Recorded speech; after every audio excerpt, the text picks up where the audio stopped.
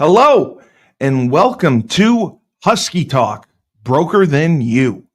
I am your host, the best podcast host in the universe, Steve Cully. And with me, as always, my partner in crime, the real estate mogul who dominates Erie, Pennsylvania. If you want to buy or sell your home or rent, there's only one place to go, Marsha Marsh Real Estate and Laban Marsh, my charismatic enigma of a co-host. So good to Laban, see you, brother. so good to see you too.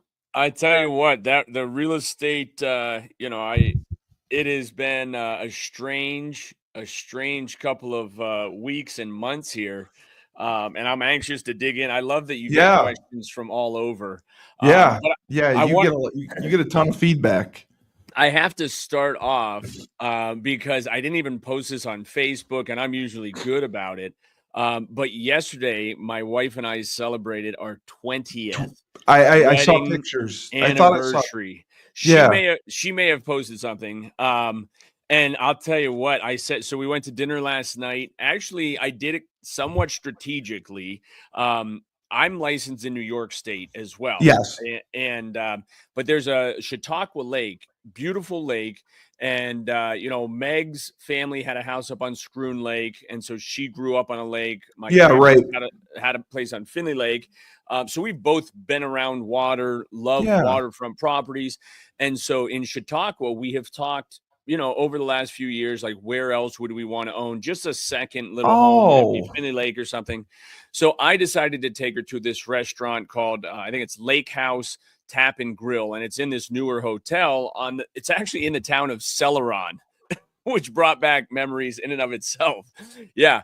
But it's in like the southwest corner of Chautauqua Lake. Now in the summer, the quarterback Allen has a place on Josh Chautauqua Allen. Lake. Yeah, Josh Okay. Allen has a place. So it's a great lake. And this was a really good restaurant. But I sat there with Meg last night and just said, 20 years ago on this night, we were getting married. We got married in Schenectady. Okay. We actually got married in a dump. Loudonville. Well, it's so funny because the Sc- restaurant, it wasn't even it's called Glenn Sanders Mansion. Yes, I'm very well aware. So I can't believe you got married there. Oh my it's God. yeah, but listen, the best story leading into the wedding day was Glenn Sanders had incredible food, and I'm a Yes. super picky eater. But they let us come in for like a taste test one evening. And Yeah. it must have been, we got married November 13th. So it must have been like, I would say June, July, maybe August, to pick out the menu and all that stuff. And so we're sitting there in Glenn Sanders Mansion's restaurant area. And there's a couple, three or four couples sitting at a table. And this guy and his wife walk up to their table, back to us. And I make a comment to my wife about the guy's outfit, right? And how I just didn't think it was a good pairing or something like that. And so we're trying our food and everything. This guy turns around to leave, and my face drops when I see who it is. And apparently the guy at the table that he was visiting with saw my face, and I kind of looked straight ahead, and the guy's like, yep. It was Pat Riley at his high school reunion, dude. So I called my brother Lucas. I'm like, oh man, I told him the story about, hey, I criticized his outfit. And he's like, he was just on the cover of GQ magazine. So he graduated from Schenectady High School. So we got married in 04. God. So he must have graduated in like 64, I would guess. Oh I'd have to do some Google search, but I know he is from Schenectady. Schenectady zone.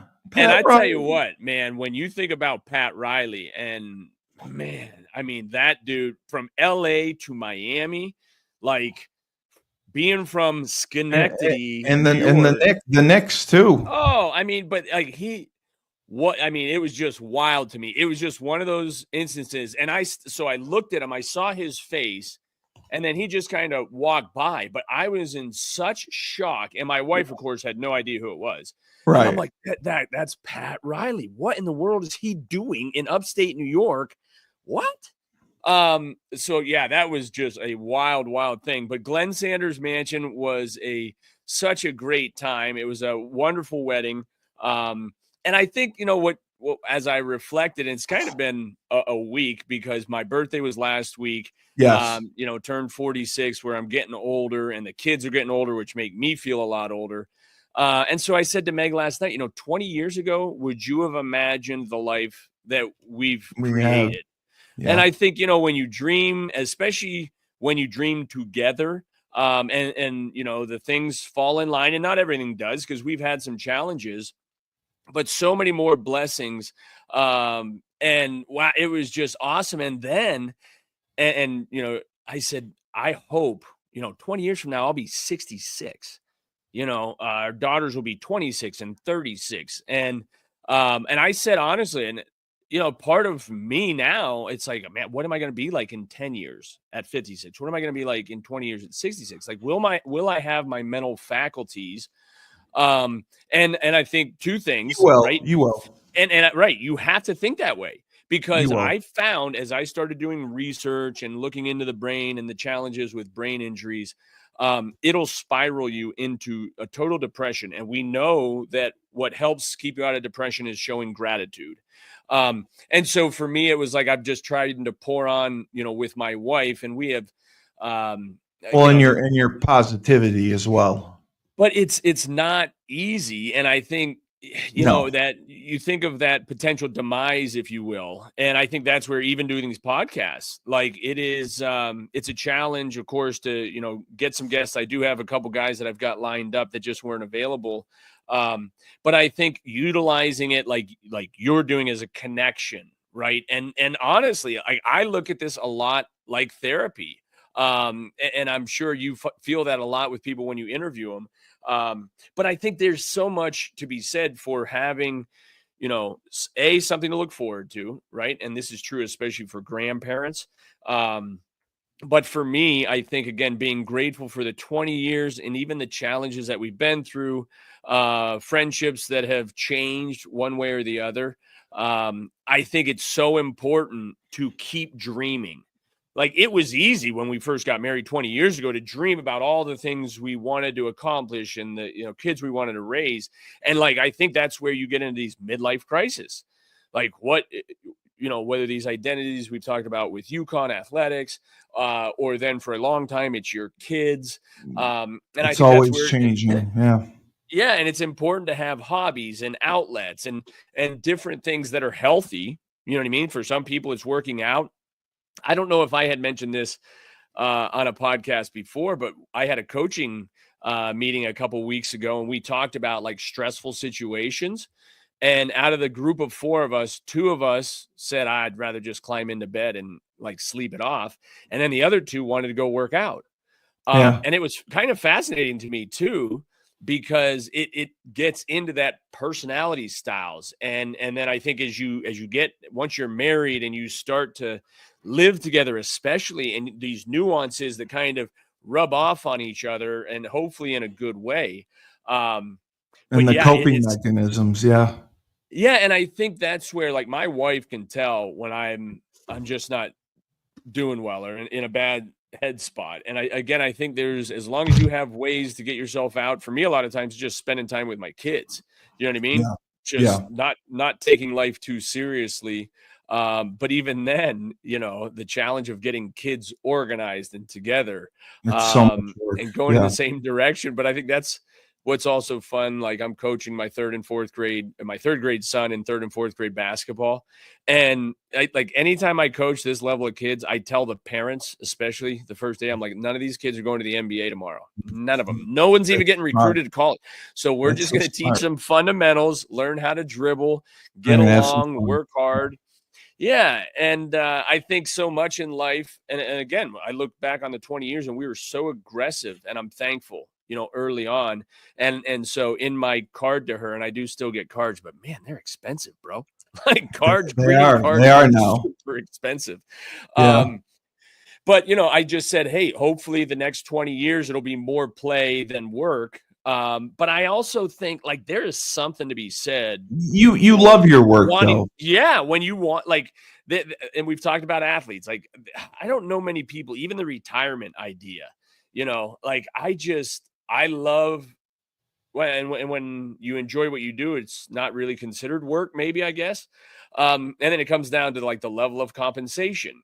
And so, even for you with podcasts, right? I think that's where I never looked at something like this to monetize, similar to coaching the pole vault. But then once you start to do it and you're doing it better, like there's nothing wrong with monetizing your services for your time. And I think it's easy to pay for a product, right? But Yes, when you look at absolutely. somebody's time and service, and especially at the high school level, these coaches that don't get paid enough for what they deal with. Not even Um, close.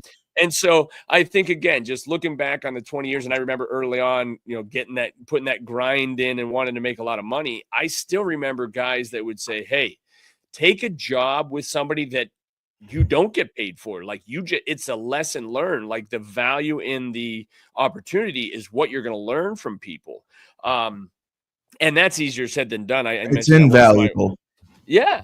But it takes that sacrifice, and then the X's and O's or pluses and minuses in the accounting ledger. Like you do have to start thinking about the revenue plus Yeah, the well, expenses. And you I got think 4 that's kids, dude. well, and it's not even that. I think that definitely I had more of a burden knowing running a business, having employees, Oh, and right, understanding the responsibility, not just to take but care of their for them to have family. the opportunity, because so much starts to rely on you, and it can get heavy, but at the same time, I think it just requires that focus on projecting what it is you want. That's where goal setting, I mean, vision boards. Some people laugh that off and poo-poo it, but when you look at people who are really successful, a lot of times they had a written plan for that. They didn't They necessarily always know, do. yeah, when it would come to fruition. But again, I think it's something where it's not just in sports, it's not just in business, it's in life also. You have to have a plan. One of the great ideas my father gave to me, especially when we started doing artificial trees, is when we bring the tree out, and in there he would have an envelope, and he would write down a list of things when he put the tree away. So say you put the tree away in January and you make a list of things that you want to accomplish that year. Right. And 11 months later, you go to set the tree out after Thanksgiving, and you get to see a list of the things that, hey, what's going to happen? And I remember at a point where it's like, hey, will my grandparents still be alive? What are the things? How many homes do we own? How many business do we have? And I said that again before about journaling and things. I can look back at journals even from college. I still have some for my classes. And if I look at that journal, like it can take me back to where I was when I wrote those things down.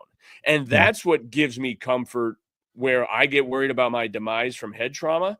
And yet I think because I've done a lot of those things and continue to do them, I'm more likely to retain more of Yeah, my capabilities, I think. I think you will too. I think you will too. I don't But think you'll have an issue. no, and I really don't, but I know the importance on focusing on what it is you want to accomplish, not the bad things or the things that are happening. And I think checklists are great. And you can have a daily checklist, a weekly checklist, a monthly checklist, but a checklist is really goal setting. I That's all don't it care. is. I don't care if it's a grocery list. Yeah. Um, so and then yeah, so I guess having that 20-year anniversary, knowing that we met at the University of Connecticut and we talked about, having kids sitting in the McMahon hallways. And it's crazy how you can really manifest the life you want to live by just living it one day at a time, but taking those steps forward. Well, And I credit this success to your relationship because I sang Jewel to you at the freshman talent show. yeah, Just so you know, that's right. And that's that's amazing what it because was. I know that is hilarious. And again, it is, we've told people this and I've heard it before, but marriage and any relationship, it's not 50-50. It's 100% out of both parties, Yes. understanding that sometimes my 100% looks like 50. But if you have the confidence in your spouse, your partner, that they're giving it their all. And then I think the challenge, even for us was, financially, Dave Ramsey, I love listening to Dave, and he's got some, great principles on financing. I think he focuses more on the lowest common denominator, really catering to people that are really struggling. And then you look at Robert Kiyosaki and some of his principles for investing. And I think having a little bit of balance in those is important. Yes, You know what I mean? very much so. But again, I think getting on the same page with your significant other, your With your spouse, partner. is Yeah. so important. And just like anything else, it's communication. And then you wouldn't think you'd have to say this, but honesty. And like I had Oh, it somebody, is. You got to because they build say, trust. and even in real estate, scripts and dialogues, I've heard people say, well, just say, if I can have your trust that I'm going to be honest with you. And he's like, why would you need my trust that you better be honest with me? That should just be a given. And yet so often it's not, just people being honest with you as opposed to trying to get the deal or whatever else. And so I think there's a lot to be said. And Yes, there was. Newsy brought that up. We were talking about, that's the other thing I was doing this week. I'm sending out my postcards. One of the things you want to do is Old school. I love it. but send yourself one, right? Yeah. Especially, not that I don't trust the U.S. Postal Service, but like I always, anytime I'm doing a mailer I of love anything, it. I add myself to the list so I can have an idea of when people are probably getting these. So there's a little gem tip for anybody, Yeah, looking to do some marketing and things like that. But that's a great idea. I yeah, like well, that. it's one of those things where I just knew that, how easy is it to just add one more stamp and send one to yourself so that you can expect when people are receiving theirs. But yeah, just a little tidbit there. How Well, about, go ahead. as my friend Zach would say, it's all part of God's plan, God's Yes. will. That's what he Amen. believes. And I think that's where, when you truly believe that the Lord has control of your life, not that, you can't just throw out the oars, right? I mean, No, there's no, going to be storms. There's going to be, reasons to need your own always. willpower. But I think having the comfort to know that he's never going to leave you nor forsake you, that goes such a long way in life. And then I think it's the same thing, like that commitment. I think people that know your commitment to the Lord and then your commitment to your spouse. One thing my father has always said, and I don't know it not to be true, but if you cheat on your wife, you'll cheat in life. And again, I'm not Very- saying, but it's just one of those things where that is the greatest sacrifice in a spouse. And so if you're willing to cheat on them, they will, cheat in life. So it's an interesting side, because that probably doesn't always hold true, but at the same time, there is something to be said for that. So, but I was curious if you had any more real Yeah, estate questions for us. It is one other thing that I'll tell you. We're getting towards the end of the year here. I Um, know. Now, in 2018, I ran for office, and so Correct. I had to do this evaluation of all the properties that I had owned, and I went through for the taxes on all of them. And without any new assessments throughout our area, and there's a difference between assessed value and appraised value. But I went through all of the properties because we're peeling off some of these things that we've owned. But Right. in 2018, I was paying a total of about 97,000 In in Texas. property taxes. Yeah. And in 2024, 6 years later, with no change in the value of assessment, I'm paying 113,000. So about another 16. So that's where, when people evaluate real estate, you cannot just look at it in the year you purchase it, right? Or they Absolutely. have a thing called an APOD, annual property operating data sheet. And I'm not saying you have to project 5 and 10 years out, but for real estate, especially cash flow and everything, you have to look at some of those fixed costs that aren't really fixed. They're dictated by your local government or whatever. But it's something that I always keep an eye on and look at, because it does have an effect on homes that are selling, and then of course just Of the way course. your school district operates. When we were in Chautauqua last night, I asked the waitress, I said, are you from this area? Yep, she grew up in Jamestown.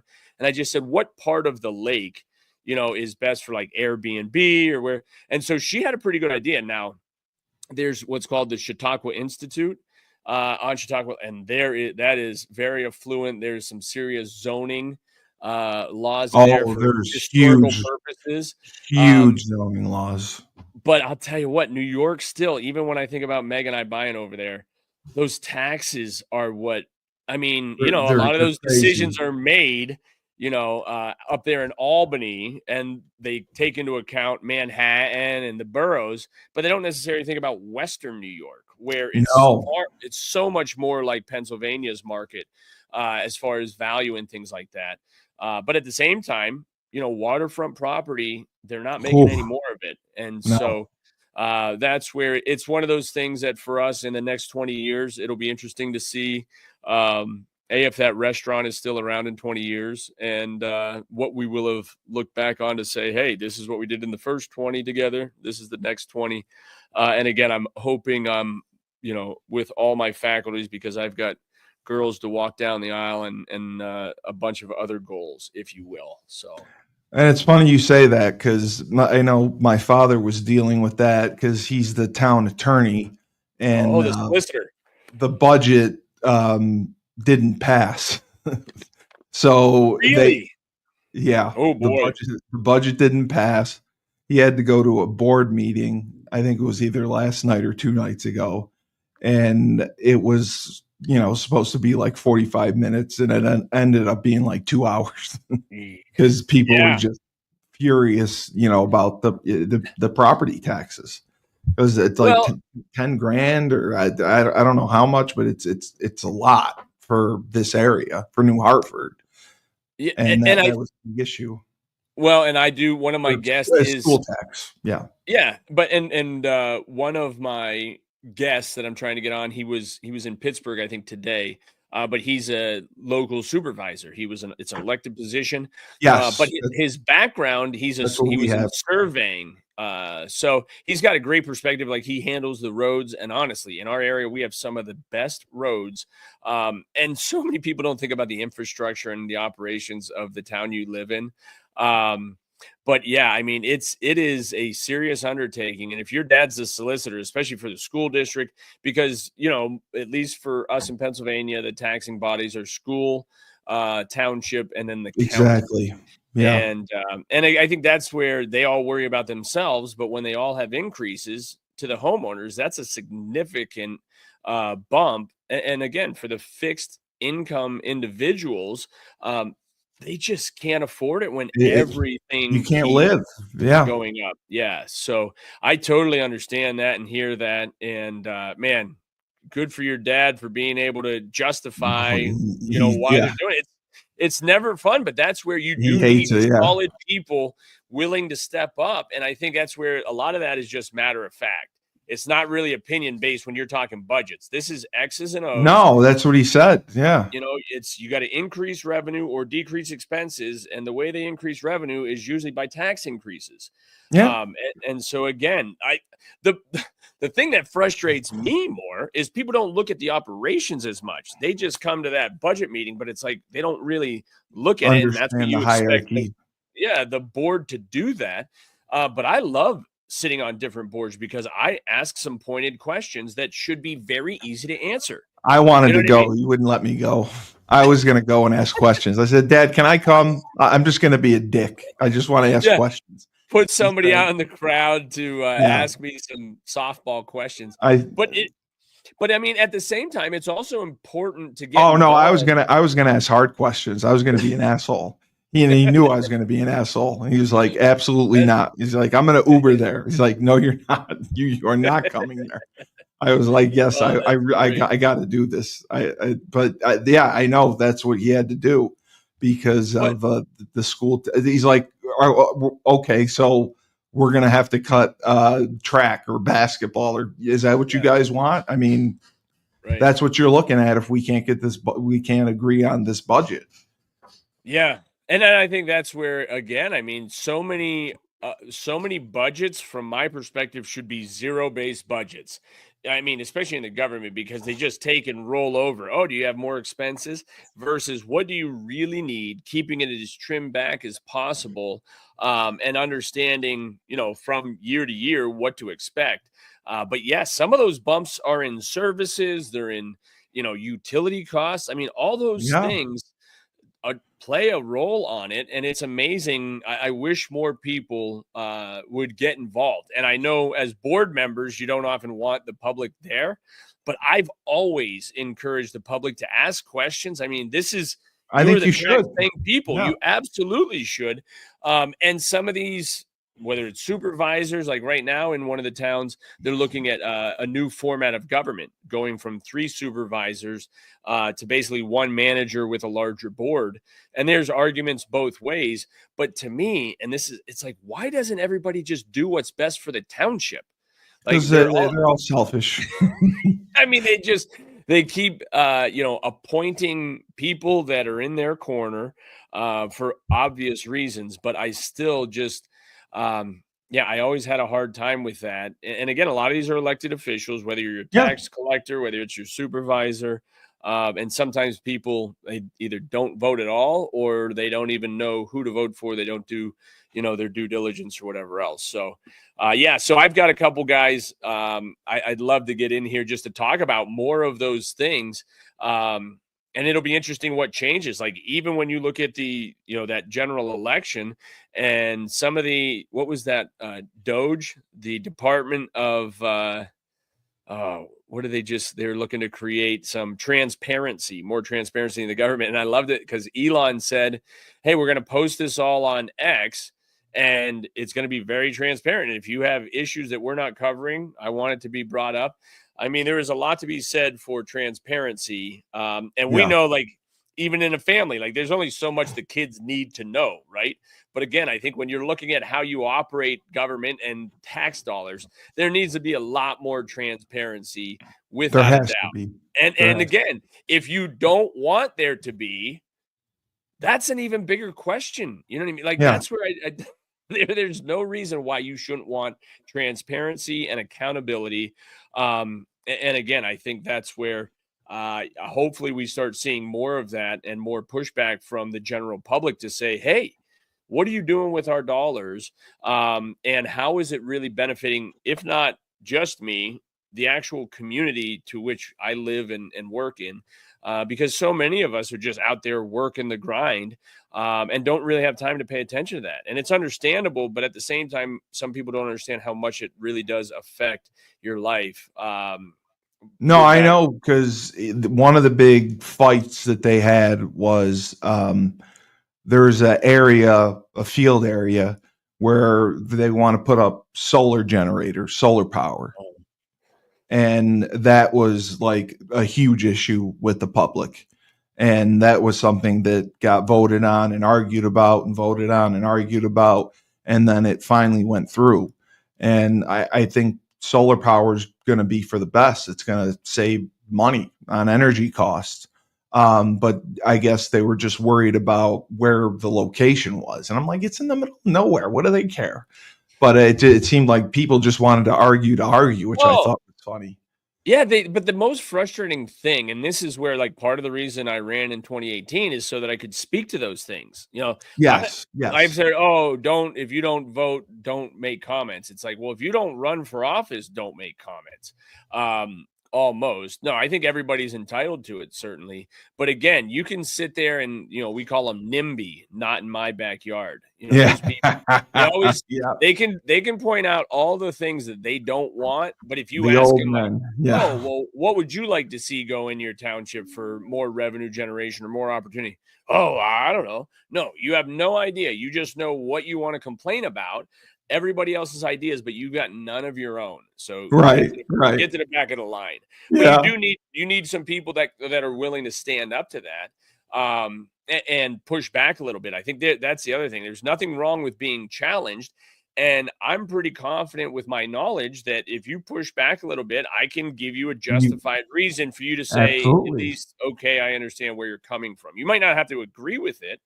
But at least if you understand, again, where it's coming from via experience or, whatever else, I think those are the things that hopefully people can be more open-minded to the way things go about. And that was a great last week with Bethany. Man, she's your episode did great. Your episode was great with her. Well, and Did it's great just numbers. I love seeing, again, strong women that, take the bull by the horns and try to help other women and empower other women. And like I said, even reflecting back on my wife, what gets her juices flowing is empowering not only other women, but people that aren't quite sure that they can do what she's done. And I think that's Right. where the more you can give back and express that to people. Hey, what's up, Link? Hey, big man. What you guys doing? What's up? Can you go pop soon? Yes, we can. I'll take you guys in just a little bit. Give me like 15, 20 minutes, okay? And no. All right. What does he want to do? Oh, they like to go to Papa's. So my parents your live grandfather, just yeah. yeah, my parents live just down the road. So when they get home from getting off the bus, that's where we like to send them. We live on 10 acres, which I love, Yeah. not having a lot of people around. But when it came to having kids, it's like, oh, yeah, you probably want to be in a subdivision or something like that. So we actually have a little, best of both worlds, if you will, because we can get them down there and they can Yeah. live both ways, crossing a less busy street. But yeah. Well, so to start, Danielle Okay. from Goddard, Oh, she yeah. had a question. She wanted to know, did you always believe that you would have success as a real estate agent? Wow, that's a great question. And I think back 20 years ago when I got married, my wife was an accountant. And so Right. I was just kind of a sales associate, and I knew because it was commission based that there was a challenge in that. The other thing I recognized, especially being fresh out of college, essentially, is a lot of my peers weren't quite ready to buy a house. It was pretty close, like a few of them. Yeah. So I didn't really have a client base, right? Yeah. And I would Yeah. kind of get the crumbs of what my mother didn't have Dude. time for or something. But one of the things my mom insisted on, especially to my wife, when she's like, "Hey, if you don't have regular income, we might need to get another, part-time job." My mom has always insisted to be successful in real estate, you really have to go full time. Do they ever nobody pays a base with commission? Yeah, Or so I was like just curious. No, it's a great question. I think that's the biggest challenge. Even when I talk to potential agents, they don't necessarily know how it all works. And of course, Yeah. everybody would love some sort of base salary. The only one I do that with is for our property manager. Do you know where Mom's iPad is? I do not. But if you guys could please just give me like 15 minutes, that'd be awesome. So that's one of the things, like I wish it's a double-edged sword, because I think being commission based, it motivates you. It motivates you. Yeah. You It kill with creates the the type eat of with the bill. people, Yeah. and I've told people that before. I coach the pole vault and I work with real estate agents because they both have to be assertive. Like, I Yes. don't call any of our agents and ask them if they have appointments today. Nope. I You don't it's not micromanage. no, and that was something what I loved about the business, and I think that's where it is not a business for everyone. Right. And I think, it back in the day, it was like, oh, the husband had a high-paying job, and so the wife got a real estate license to go, to the coffee shops and Yeah, have sure. brunch and things. So that's changed a lot. But another thing my wife and I were curious about is, will these transactions tick back up like they were a few years ago? Like, inventory is really low, but the number of Yeah. transactions just Yeah. have not been happening. And there's a number of reasons why. But I guess I remember being much more busy than what we have been over the last few years. And I might, mean, I think yeah, every market is cyclical, so I do foresee it that is. coming. But I think that's the other thing. Like, for a new agent that might not have a lot of business going on, try to latch on to a really experienced agent who has a lot of business. And Yeah. that's where I go back to my earlier point where, like, hey, nobody wants to work for free. But if you can work for somebody as an assistant, and whether it's hourly or a portion of the next commission, Knowledge is power. Knowledge is it, money. it really is. And then the other thing Yeah. is being able to negotiate for Yeah. yourself. Yes. I recently watched something on Instagram where a guy, they were teaching trades and they were doing their welds, right? TIG welds and things like that. And so he'd ask the student, what do you think you're worth an hour? And some of them would say, 12, 15. And he came in, he's like, I'd pay you 18. And it was interesting because not only like he was doing it because he wanted to encourage the kids. It wasn't just blowing smoke, but it was like, No, hey, this is what you're okay, worth. I want Yeah. you to know that you're actually worth a little bit more if you keep doing that good of work, that quality of work. And again, I think in welding, you see a product, you see a finish. It's a lot easier than, hey, get in the car, show some homes. They might start looking now and not buy until May, but you won't get paid until then. So good, you know what I Right. mean? It's such a different industry that it requires a lot of tenacity. You know what I mean? Because not only to get a You deal, gotta but to you get a gotta deal hustle. done. You got to Yeah. work like right before I came on here, I There's got an so much email. work. We have a closing that was supposed to take place tomorrow, and now he's extending it to the 25th. Oh, I know. Not I the hear end of the that all world. the time. Yeah. But listen, years ago, I would have already had like my budget for that commission ready to spend the day it was Yeah. supposed to close. Yeah. And then you realize it's like, hey, don't count your chickens till they're hatched.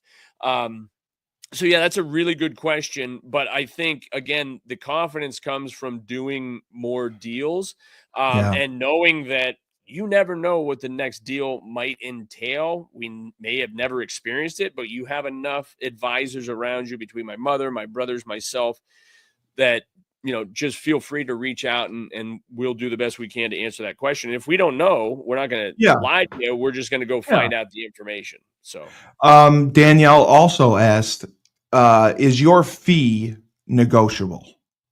always Oh, it is. negotiable. It is, Really? absolutely. Yeah, and I think that's where even with that recent lawsuit, part of the frustration from a lot of us is that none of these sellers were forced to list at a certain price. It's always been negotiable. There's not standards in the industry. Okay. I mean, it everything kind of fluctuates because, and I've seen it more on the low end, right? Let's say I have a $20,000 piece of property. Like I usually would charge a minimum of $3,500 fee. If you just Right. charge 3%, you're getting, or 6%, you're getting, no money for that deal. So it just doesn't make sense to get out of bed for that. No, So not at yeah, all. all fees are negotiable. And now listen, at the same time, I think I've had people, it doesn't offend me when they ask, and I also give them the line, hey, if I can't negotiate food on my table, how am I going to be able to negotiate food on yours? Yeah. But there's nothing wrong. And what I love to do, I had this recently, a guy came, wanted my opinion. I worked it for a while. And it's like, hey, I appreciate the opportunity, but it's just not worth my time to Right. do it for that price. He said, I Yeah. understand, but not everybody can afford my service. And Yeah. that's one where if you have somebody really proud, they might end up trying to hire you just because you told them you can't afford my service. And I learned that Yeah. one from the guys in roofing, just because nobody wants to told they can't afford somebody.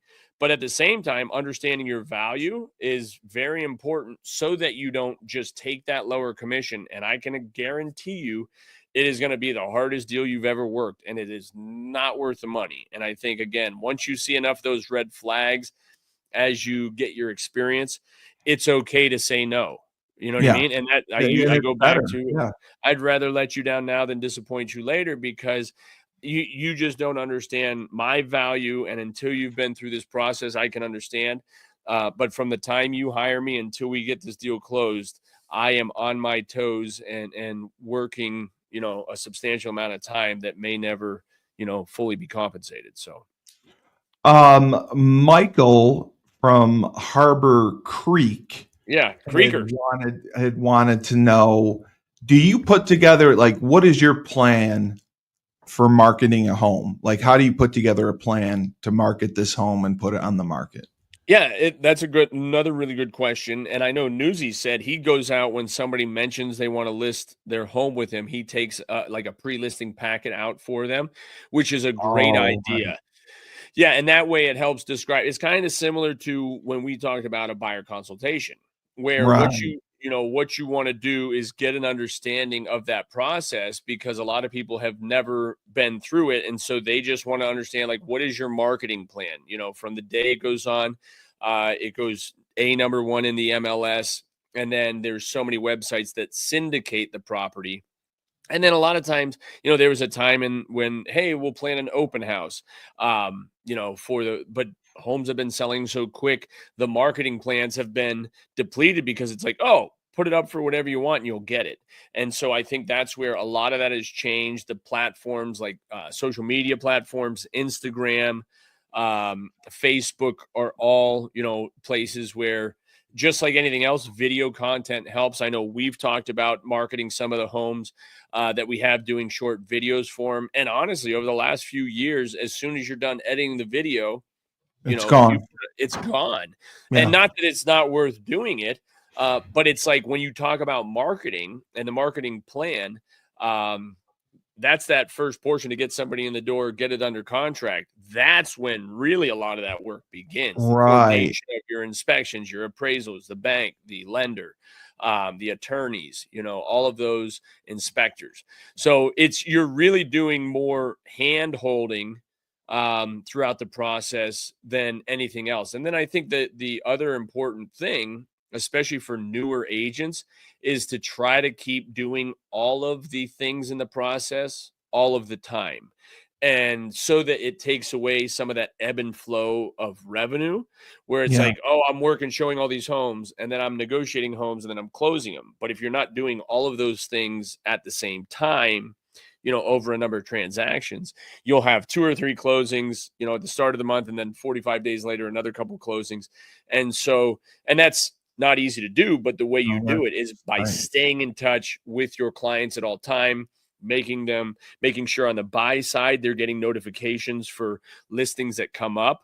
Then on the listing side, again, you want to be pricing it appropriately, watching what other things are selling for, and then picking and choosing different things, whether it's price improvements, whether it's an open house. Is the concern it's exposure? Like, we have data on the back side where when I list the property, I can see how many emails immediately go out to people who are searching for a home with that criteria. And so like, I have a buyer right now, I'm showing a home to him tomorrow. And he's emailed me a list of things that I can put into our system. And I keep it broad to start. So that, like, say you want at least 2 acres. It's like, okay, I'm still going to search 1 acre to 5 acres, because you never know that place that has 1.5 and you insist on 2. Well, it's laid out really well. So you kind of broaden your scope to start, and then start narrowing it down. Right. Yeah, right. because and especially right now with inventory being so low, I just told a client this the other day.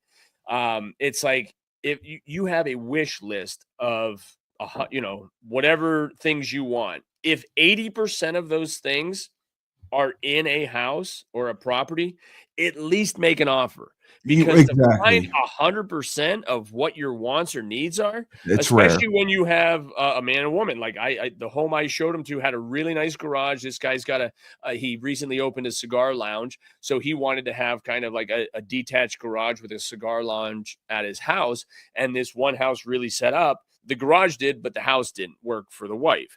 So, a lot of times it's hoping you have things that appeal to all parties, quite honestly. It's like the white elephant. You're just searching for it sometimes. Yeah, but at the same time, it's like every home will sell. It's just at what price. And I think that's the important thing. Everybody thinks about the marketing plan, but that's where I turn into more of a C personality, and I dig into the data and really look and see what else is moving, who else is looking, and then following back up with these agents.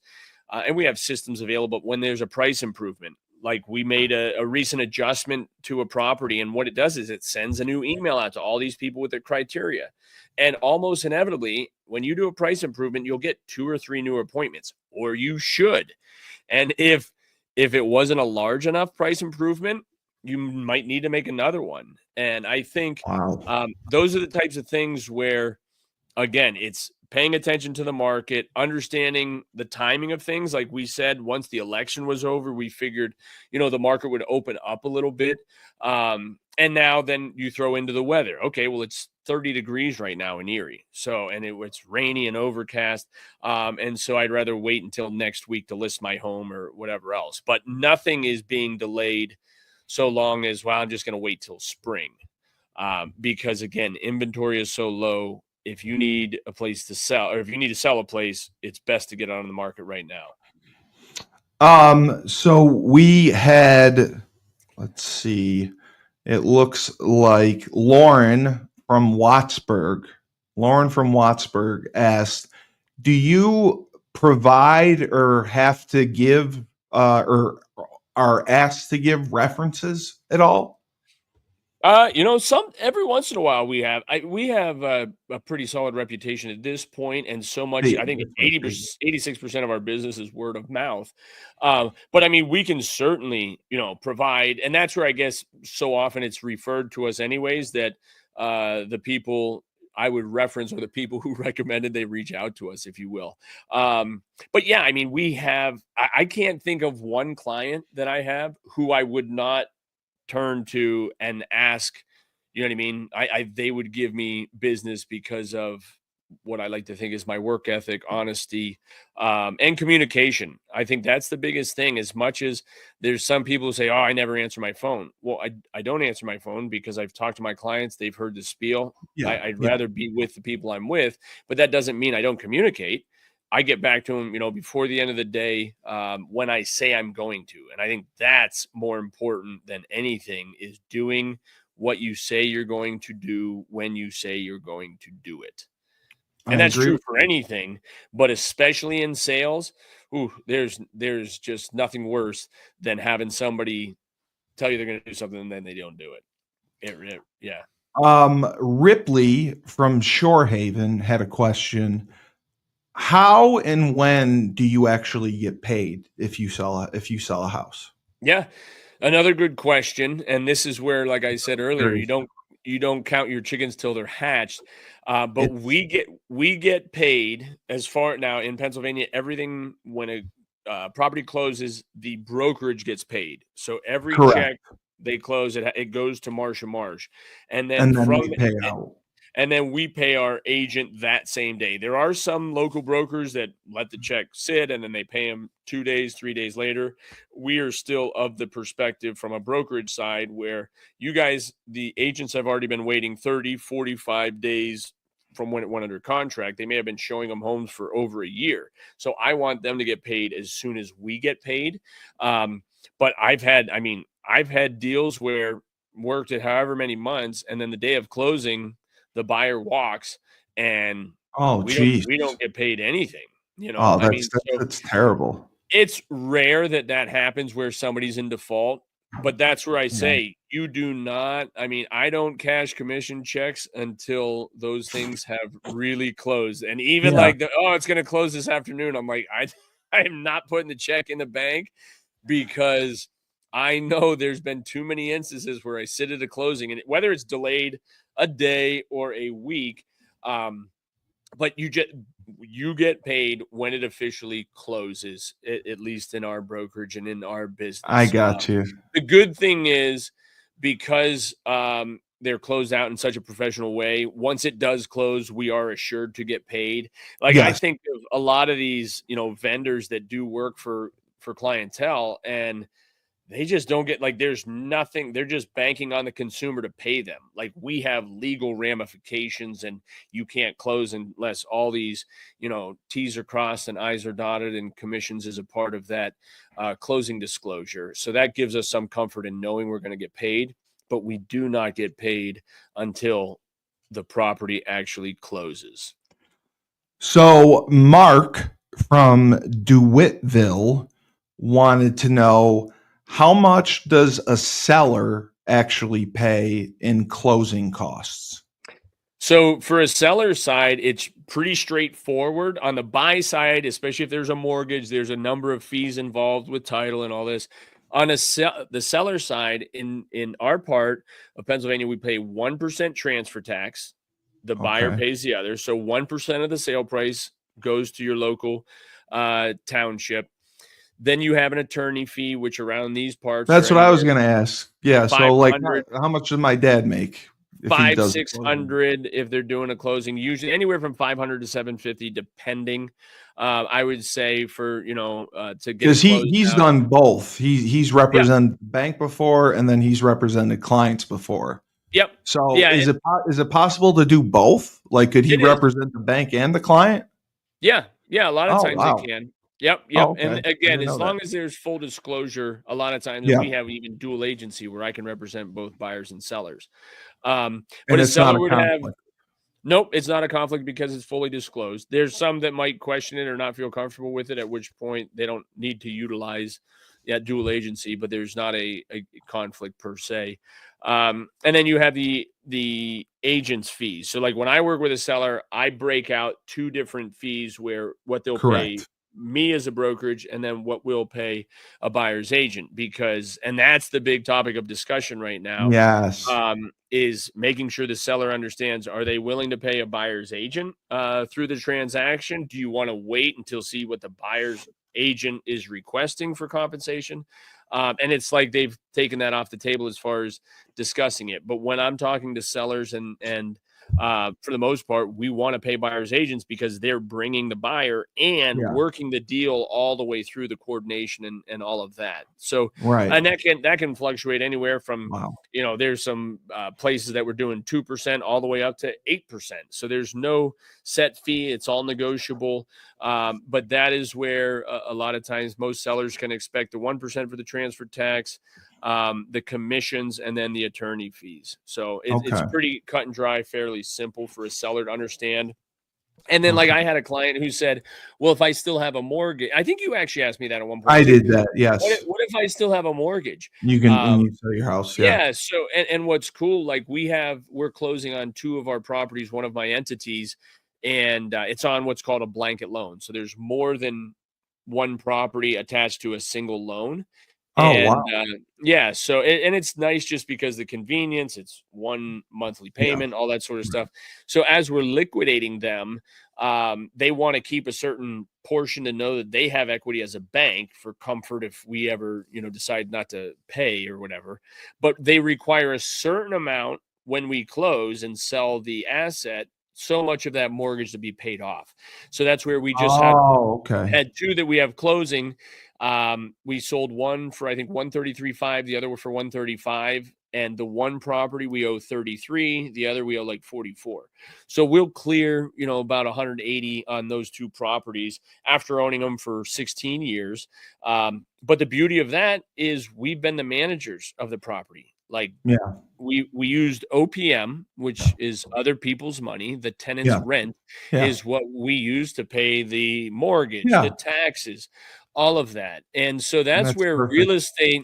real estate really isn't a tricky game. I mean, if you keep it simple, stupid, it can really work out. Just because, and somebody, I heard that recently, the beauty of investment real estate isn't so much the revenue generated as it is the debt that's being reduced by, you have a mortgage, you have a tenant paying you to pay down that mortgage.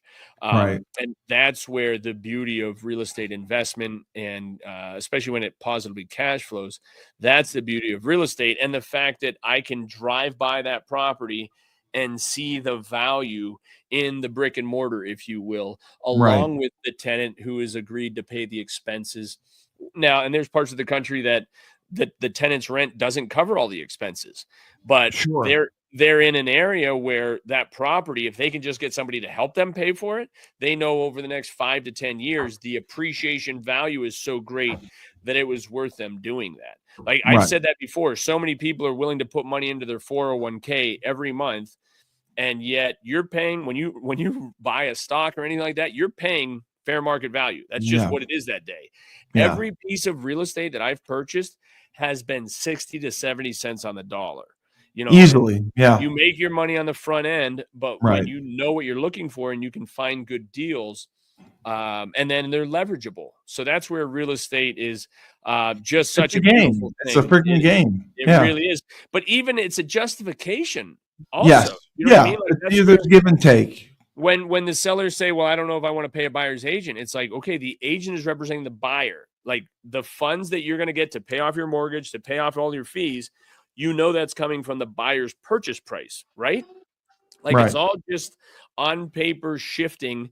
And so again, those are the types of things where it's super valuable to understand where everything's coming and going. But in real estate, it's really hard to skirt any of those fees that you inevitably will need to Exactly. pay. And so again, having a clear understanding and somebody to properly advise you and walk you through that is really where our value as agents is. You know what I mean? We should be able to provide some comfort in that process, as stressful as we acknowledge it very well could be.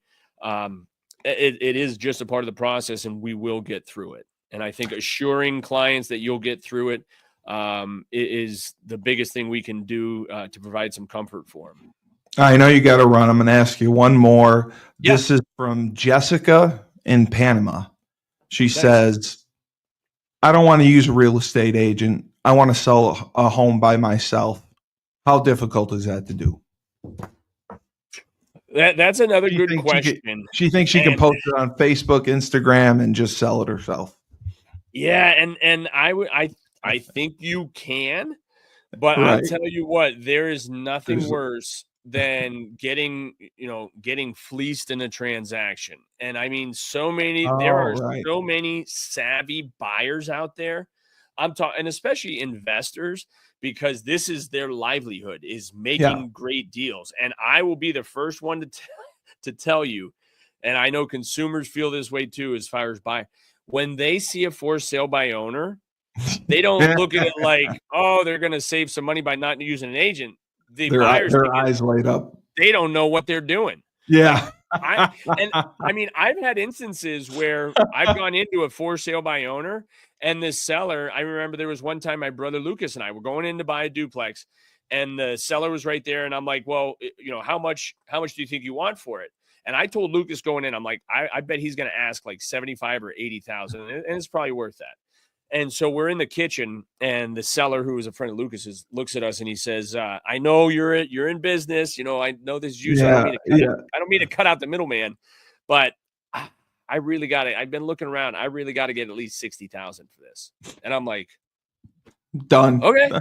I'm like, all right, well, let me talk to Lucas about it. Yeah, you can't sell it. You got to look like it's. You got to think right. about it. I mean, and so again, like, I don't know if I would have paid 75 or 80 at the time. I just thought that was what he was going to ask. And so when I knew he said 60, I'm like, okay. It's huge. I know you didn't want to cut me out, but if you would have come to me before you decided to sell it to us and say, hey, what do you think this could sell for? You would have tried to get. I'd have been 15 to 20 over. Yeah. And so that's where, yes, you can sell it yourself, but and it's not even, again, I go back, the marketing of it and finding a buyer is like the first little step. Yes. Getting it through the finish line is where the work really begins. And again, coordinating it. So whoever that for sale by owner is, like, I hope you have time to make random calls at 10 in the morning or 2 in the afternoon to an attorney, or run over and open the property for somebody, or, all the showings. Are you going to accompany showings? Or are you going to just let Well, does it also work the other way where they will ask for like $40,000 too much? Yeah, and I think that is what happens. I think the challenge is also when they put it on the market, right? And they don't get any leads because they don't necessarily know what they're doing. And now they go to hire an agent and they try to just add your fee on top of what they were just asking. And I'm like, hey, if nobody came at your price, yes, I will get you a lot more exposure. That doesn't mean they're going to pay, my fee on top of it. And so, yes, I think that's where, and honestly, I think you could find an agent, the for sale by owners, as long as you're willing to pay a buyer's agent, which, again, this doesn't make sense to me why you wouldn't want somebody advising you. And then we're going to sell it enough so that you can justify my fee and the buyer's fee. But at least be willing to work with buyers agents so that they can write the offer, get it over the finish line. I just worry about the for sale by owners that they're going to get halfway through this transaction, get everything out of their house, and then the deal falls apart. And now they really have no idea what to do. Yeah. Literally are lost. Now they want to sue somebody. And it's like, listen, you didn't do X, Y, and Z. And if you would have called me, started it. Yeah. You started all the trouble. Yeah, So and I think so it's possible. Now it's getting more challenging. Like in the last few years, when you could put a price on any home and it would sell, I would say it was easier for sale by owner. But it is, that's an interesting phenomenon. They just don't have the same exposure because so many buyers that are out there looking in the market have already committed to working with an agent. And so they want to be able to find property that agent can help advise them on, not get resistance from a seller that doesn't want to pay a commission. So, you think you may be able to come to the Syracuse game? Yeah. Yes, I have it marked down. Did you see they just announced we've got him in 2028 also on 11/11 of 28? I guess they announced the Oh, good, Syracuse. good, And good. I'm like, hey, you people know they're not only like a future opponent like next week, right? Yeah, So, yeah. but We may do a conference. That's the thing. Hopefully we get into a conference. Well, we have to put up a good showing. You know what I mean? Well, It's we like, are. We are. I mean, I think we're going to do all right against Syracuse. We're definitely going to beat UMass. So 8-4, go to a bowl game. Basketball takes care of itself. I think we'll get into a conference. And that's why, I forgot to mention Procyon Partners, our sponsor, Sean Rabinowitz. They specialize in wealth management, retirement planning, and employee benefits. They're one of the top 50 fastest growing companies in the nation. And then his son, Ben, has leukemia. They're doing a bone marrow drive at UConn. Please go to it. okay. And if not, I'm going to put a link to the website. You can have a kit mailed to your house. And it's just a quick cheek swab. You send it back, and you could be the match to save Ben's life. Pete Finch and the Finch Law Firm, a new sponsor. If you've been arrested, you feel your rights have been violated, they offer a ton of different services. If you're in a pinch, call Finch. And then Bleeding Blue for Good. Mike Burton has done an incredible job. We have won 7 games because he has raised money through Bleeding Blue, our NIL collective, and brought in the talent like Skylar Bell, like Darrell Robinson, like Nick Evers. And it's making a difference. Everything he's doing is paying off. The transfer portal opens in 1 month. So we need to do all we can. All we need is more people to donate. He did it with 10 people last year. If we can get more people to give and we have strength in numbers at UConn, we will continue to have success. We need to keep players that we have that are talented, and we need to bring in the transfers that we need for success. So that is my spiel. For the great Laban Marsh, another phenomenal episode answering your questions. I am Steve Cully, the best podcast host in the universe. This has been Husky Talk, Broker Than You. Remember, when life gives you lemons, don't make lemonade. Take 2 oranges and throw them back at